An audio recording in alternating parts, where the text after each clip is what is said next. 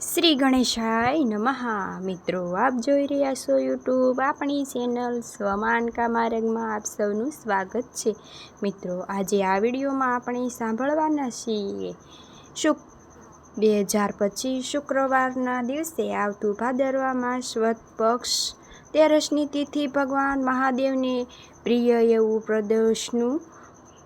પ્રદોષ શુક્રવાર દિવસે આવતું વ્રત 13ની તિથિ ભગવાન મહાદેવને પ્રિય છે એવું પ્રદોષનું વ્રત શુક્ર પ્રદોષ વ્રત કથા મહિમા। જો આપને આ વિડીયો પસંદ આવે તો લાઈક કરજો, શેર કરજો। આપ આ ચેનલ પર પહેલી વખત જોઈ રહ્યા છો તો સબસ્ક્રાઈબ કરી લેજો, જેથી આવનારા નવા વિડીયોની માહિતી આપ સુધી તુરંત પહોંચી શકે।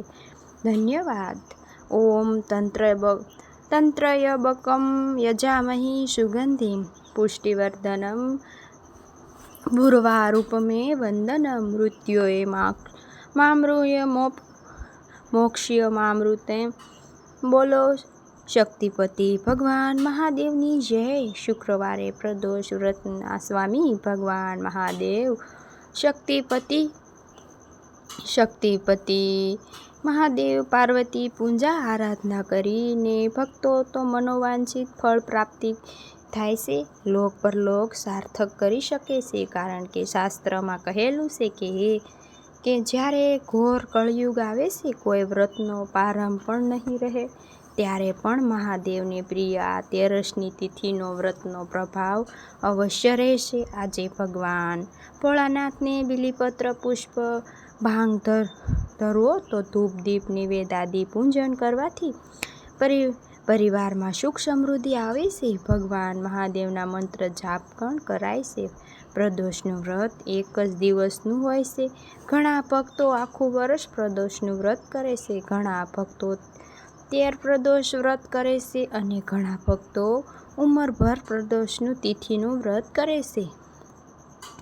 ભગવાનને પ્રાપ્ત કરવા માટે, નકારાત્મક જીવમાંથી દૂર કરવા માટે ભક્તોને પ્રાર્થના કરે છે કે કારણ કે આ લોકના સ્વામી હોય છે ભગવાન મહાદેવ કૈલાસપતિ છે, જે ભક્તોની તુરંત પ્રાર્થના સાંભળે છે। ભોળાનાથ છે પ્રદોષનું પૂજાનું મહામુહૂર્ત છે। શુક્રવારની સાંજના સમયે લગભગ 7 વાગ્યા લઈને રાત્રિના 9 વાગ્યા સુધી પૌરાણિક માન્યતા અનુસાર આ સમયે શિવ પૂજન કરવાથી પ્રભુને તુરંત પ્રાર્થના સાંભળે છે।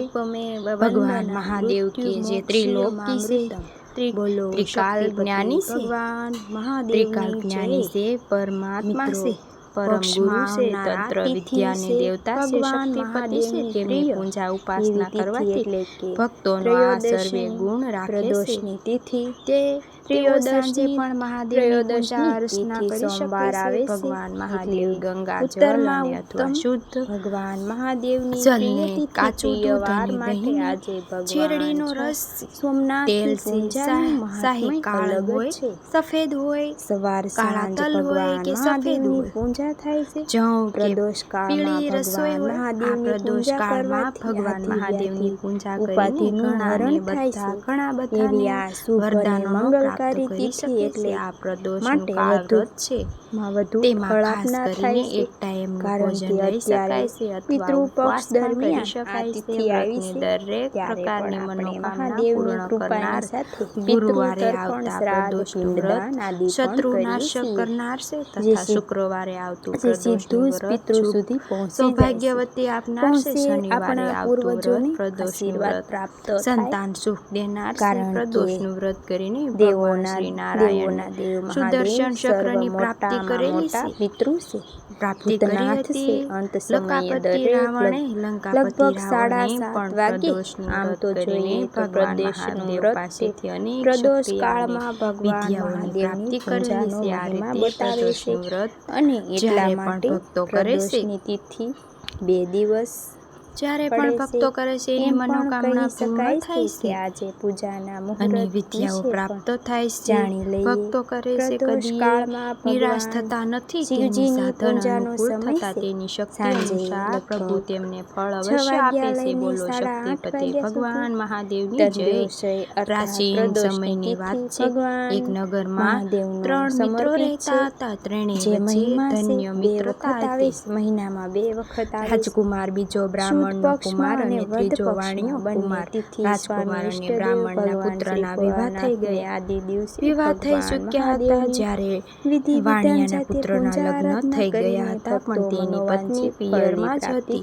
આણું આવવાનું બાકી હતું. એક દિવસ બ્રાહ્મણનો પુત્ર નારીની પ્રશંસા કરતા કહ્યું, નારી વિના ઘર ફૂલ બગલા જેવું લાગે છે. નારીથી જ શુભ માનતું નથી. માટે જ્યારે આકાશમાં શુક્રદોષ થાય પછી જરૂરથી તું તારી પત્નીની પિયરમાંથી તેડી લઈ આવજે. પ્રભુ મહાદેવ જેથી અહીં પણ સુખી થાય. અને તારા બંને તો ભગવાન મહાદેવનું અત્યંત તારા બંને ભક્તો એટલા માટે અહીંથી પણ સુખી થાય અને તારા બંને એકલા પતિ પત્ની જીવનમાં પણ સુખ સમૃદ્ધિ 2 વખત પ્રદોષની તિથિ આવે છે. શુદ્ધ પક્ષમાં અને વધ પક્ષમાં બંને તિથિનું મહાત્મ્ય ઘણું છે. ભગવાન દેવોના દેવ મહાદેવને રીઝવવાનો સર્વશ્રેષ્ઠ અવસર પૂર્ણ થશે. દિવસ હોય વ્રત જ્યારે વાણી તો એકલું લાગતું. જીવનમાં પણ સુખ સમૃદ્ધિ બની રહે. પરંતુ વાણી પુત્ર તો જીતી ચડ્યો. તે બોલ્યું, ના, તો આજે જ મારી પત્નીને તેડીને લઈ આવીશ. માતા પિતાએ બહુ સમજાવ્યું, પરંતુ માન્યો નહીં. પુત્ર વણિક પુત્ર પોતાના સાસરે ગઈ.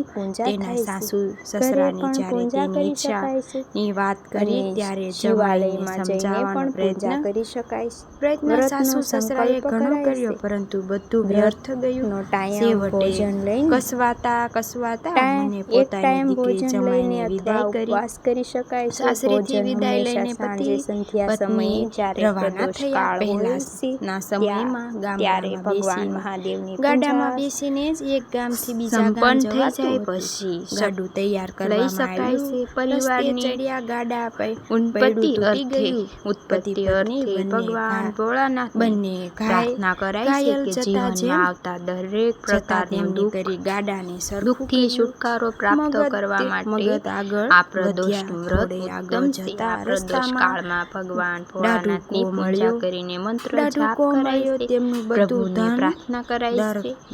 પોતાના જે દુઃખ દર્દિતા અને તેને દૂર કરવા માટે પ્રભુ હંમેશા ભક્તોની આજે પ્રાર્થના સાંભળે છે.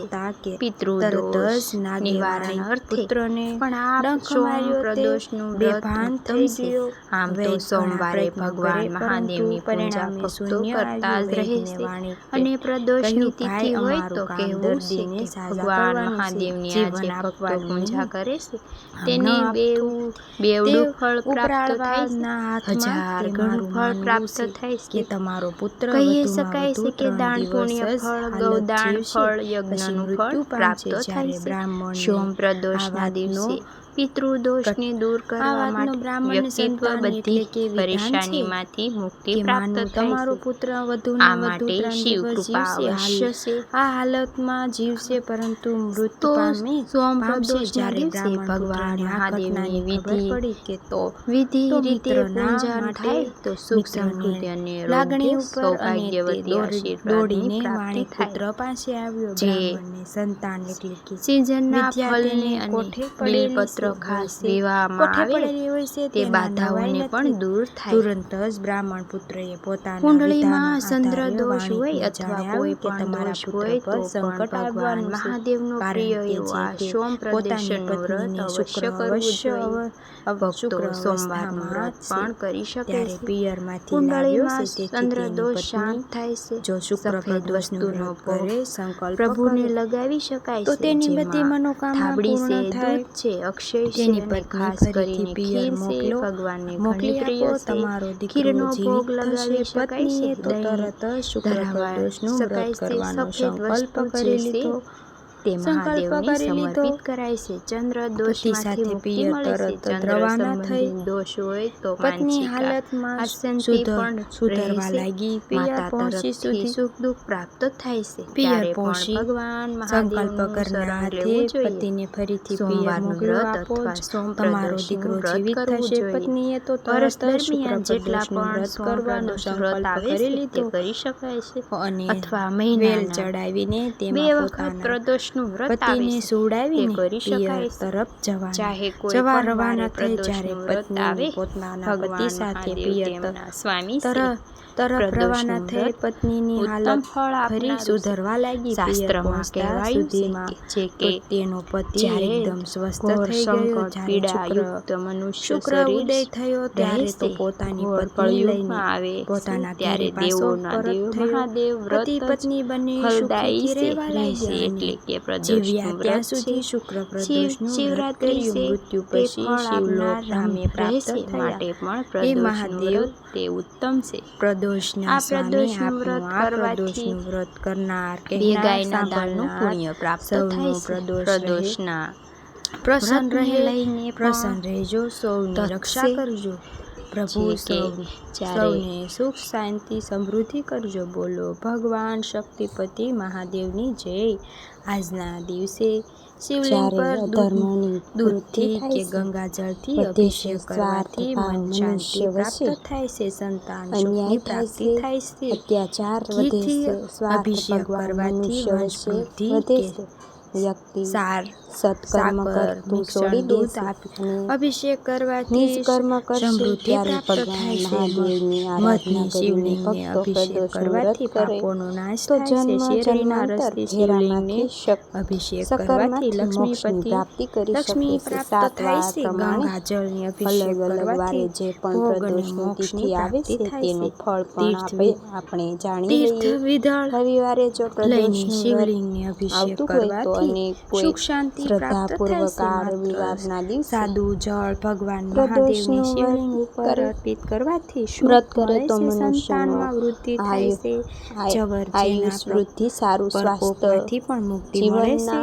લાભની પ્રાપ્તિ થાય છે. તેલની કે સોમવારે પ્રદોષનું વ્રત આવે તો જેને અભિષેક સોમ પ્રદોષ કરવાથી કહેવાય છે. શત્રુનાશક આ વ્રત રીતે રાખવાથી શારીરિક, વિધિ અભિષેક માનસિક કરવાથી પણ આરોગ્યની મહાદેવની પ્રાપ્તિ કૃપા થાય પ્રાપ્ત છે. થાય છે. ઈચ્છાઓની પૂર્તિ મહાદેવની થાય છે. શિવલિંગ મંગળવારે જો એક પ્રદોષની બિલ્વી તિથિ આવે, પત્ર અર્પિત જેને કરવાથી પ્રદોષ પ્રથમ ત્રિદોષનું કહેવાય, ભૌમ પ્રદોષ વ્રત કહેવાય છે. સમય આ ન દિવસે થાય તો વ્રત મિત્રો મને રાખવાથી સાંભળવા માટે રોગો, ધન્યવાદ. ઋણ આપ થતા સૌને કર્જમાંથી મારો મુક્તિ વિડીયો મળે છે અને સાંભળવા માટે સ્વાસ્થ્ય લાભની વિડીયોને પણ જરૂર પ્રાપ્તિ થાય આપને છે. મારો વિડીયો જરૂર બુધવારે પસંદ જો આવ્યો પ્રદોષનું હશે. વ્રત મને આવે છે, સાંભળવા માટે તે વ્રત ધન્યવાદ. કરવાથી પાર્વતી સદબુદ્ધિની પ્રત્યે હર પ્રાપ્તિ હર થાય છે. મહાદેવ. મિત્રો કામનાઓની પૂર્તિ થાય આપ છે. સૌને મારા જય ચામડીના શ્રી રોગ, કૃષ્ણ. કષ્ટ, પીડા હોય તો ધન્યવાદ. તેનું સમયાંતર થાય છે.